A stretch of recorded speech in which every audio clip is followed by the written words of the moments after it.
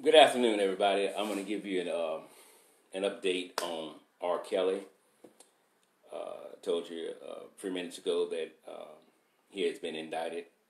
He has a 10-count indictment against him. Let me make some corrections before we go into what's going on with R. Kelly. Earlier today, I brought you the story on Patriots owner Robert Kraft, and I told you he has 2 warrants out for his arrest. He does. I said they was felony warrants. They're not. They're misdemeanors, so I apologize for that. But he do have 2 misdemeanor warrants out for him for solicitation of prostitution. Patriots owner Robert Kraft. These came out of the great state of Florida. Now, the Pied Piper himself has been indicted 10 times. Cook County State's Attorney Kim Fox just laid it out for us there, the indictment. And I'm somewhat confused here because I know he is due in court tomorrow. So evidently he knows what's going on. They've been in touch with his attorneys, and he is due in court tomorrow for a bail hearing. But as she spoke today, and as I'm looking at, she says there is a no bail arrest warrant. And usually what a no bail arrest warrant means, and that's just no bail. It's as simple as that. But listening to some commentators on CNN that they're going to give him a bail, but it may be an extremely high bail. And if they do that, R. Kelly will be required to turn over his passport. R. Kelly troubles with little girls started back in 1998. And one thing that I like to speak on quickly before I tell you about his charges is that one of the commentators on CNN says that they keep asking, why wasn't this dealt with then? Why did he get off on 21 counts back then? Well, most people, black people, are saying nobody cared. Nobody cared because these was little black girls. And I disagree with that. I totally disagree with that. Sometimes I think we play that damn race card too damn much. It should be wore out by now. I mean, it should be wore out. R. Kelly was fooling around with little girls that was from poor black families. And I strongly believe that some of these parents knew what was going on, and R. Kelly paid them. And so, in essence, they were pimping their children out to R. Kelly. They act like they didn't know and act like they got upset when it was brought to their attention. I'm not saying all of them did, but I'm positive some of the parents knew what was going on, and it was okay because he was R. Kelly, he was filthy rich, and he was paying their bills. And you cannot make me believe that you know your child is in there and you said she's being held against her will, and you can't go in and get her because of his bodyguards. There's not enough bodyguards on the planet to stop me from getting the mines. But now that it's out, now you want to raise your hand and say, I tried. It was impossible for R. Kelly to have pulled all of this off without his bodyguards not knowing, managers didn't know, the agents didn't know, band members didn't know. Nobody knew anything. Virtually impossible. In the studio in Chicago, I think he had 5 or 6 rooms. Each one had a bed in it. Each one had a girl in it. Just like he was a damn physician. When he get through with one girl, go to the next one. Boom. Go to the next one. Boom. Somebody knew something. Somebody knew something somewhere. When he was locked up on that tour bus in the back room, his bedroom, with Aaliyah, that wasn't a red flag. No. She's so nice. You trying to help with her career. Bullshit. You knew what was going on. No. When the door flew open on the bus, that's when we saw them in the bed having sex. All right. That's your story, and you're sticking with it. Mike Wells says, I bet he sees something wrong with a little bump and grind now. LOL. Amen to that. Yeah. I bet he hated stuck that key in that ignition, huh? Hello. Okay. Cook County State Attorney has handed down the grand jury has handed down a 10-count indictment of aggravated criminal sexual abuse against R. Kelly.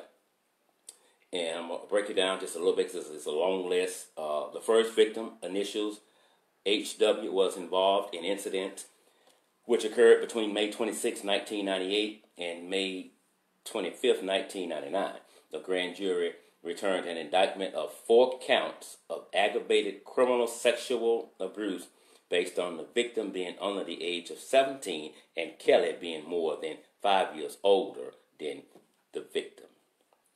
All right, the second victim, initials R.L., was involved in an incident which occurred between September 26, 1998, September 25th to 2001. A grand jury returned an indictment on 2 counts of aggravated criminal sexual abuse based on the victim being under the age of 17 and R. Kelly being more than 5 years older than the victim. The third victim, initials L.C., was involved in an incident which occurred February the 18th, 2003. A grand jury returned an indictment on 1 count of aggravated criminal sexual abuse based on the transmission of semen by Kelly upon any part of the body of the victim for the purpose of sexual gratification during the course of an underlying felony of attempted criminal sexual assault. The fourth victim, initials J.P., was involved in incidents which occurred between May 1st, 2009 and January 31st, 2010. The grand jury returned an indictment of 3 counts of aggravated criminal sexual battery based on the victim being under the age of 17 and R. Kelly being more than 5 years older than the victim. R. Kelly is due in court tomorrow. I'm assuming it's going to start about 9:30, and that's what they'll do. It's a bail hearing for tomorrow, but it says up here the arrest warrant says no bail, so I don't know how that's going to go. Maybe they're just working out something, whatever. But that's what's going on with R. Kelly now. He's been indicted on 10 counts there. This came back up a couple of weeks ago when CNN received the video from an attorney of R. Kelly allegedly having sex with a 14-year-old girl. And again, we know she's 14, as I continue to tell you, because she refers to her body parts as being that of a 14-year-old girl. R. Kelly is seen in the video completely naked.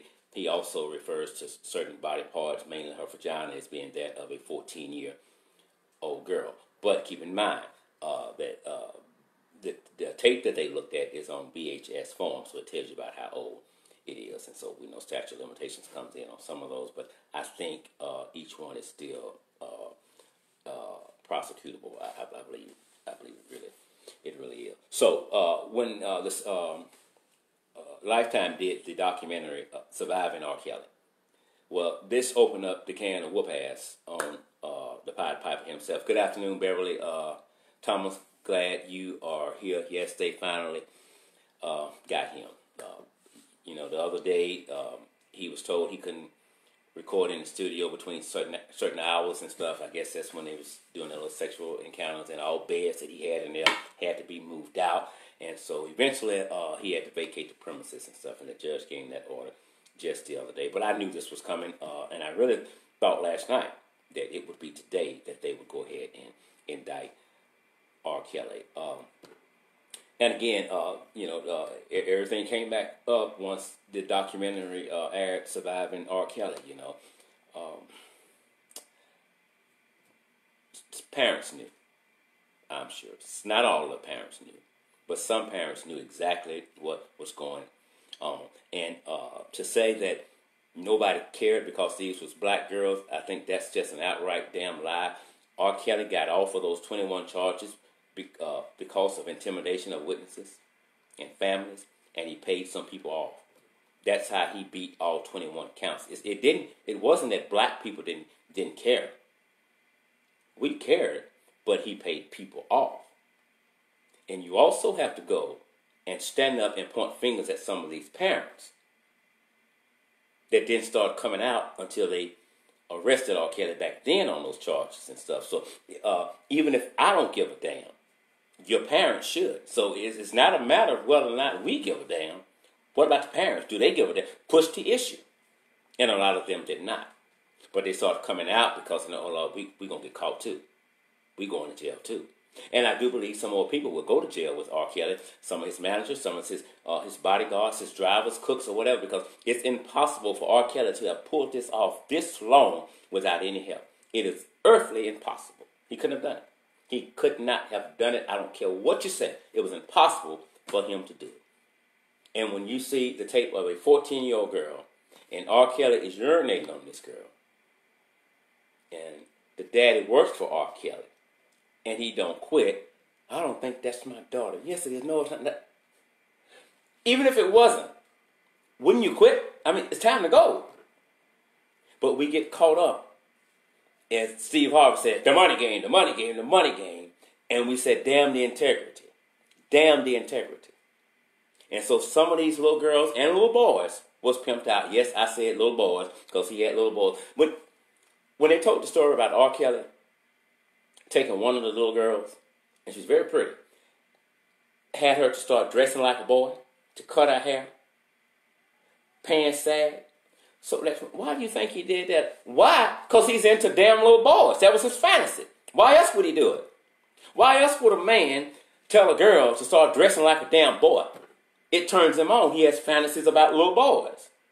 And so that was his way of living that fantasy out. R. Kelly molested little boys and he molested little girls too. That's just as simple as that. You know, it is what it is. It ain't what it ain't. Again, before we go, somebody says, where are the mothers and the fathers at? They need to be in court too. And I'm sure some of them will probably be in court. I don't know if they're going to be there tomorrow or not. But I'm positive that a lot of parents will show up in court now. A lot of family members will be showing up. And also, let's be mindful, I don't know if you all heard, yesterday it came out, I think I posted it, two more ladies has now come up and also said that he molested them when they were children as well. So two more ladies have come up. I honestly believe that this time R. Kelly is going to sit down. As my brother Timmy Lope says, it's just time. It's time.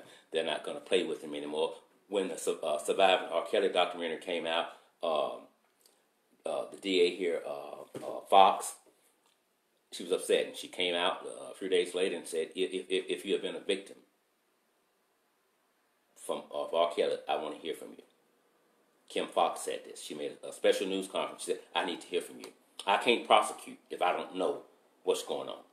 And it looks like her plea has finally paid off. Again, the self-proclaimed Pied Piper himself, R. Kelly, has been indicted on 10 counts of aggravated criminal sexual abuse, and he is due in court tomorrow for a bail hearing, and I think that starts about 9:30. As always, I thank you all for listening. Don't forget, go to YouTube, go to YouTube, go to YouTube. Subscribe to the channel, please. I love it when you watch the videos and you hit like. I love that, but I need you to subscribe too. Until then, I'm Al Scott from Injustice Investigations. Be as Lord willing, we'll see you tomorrow.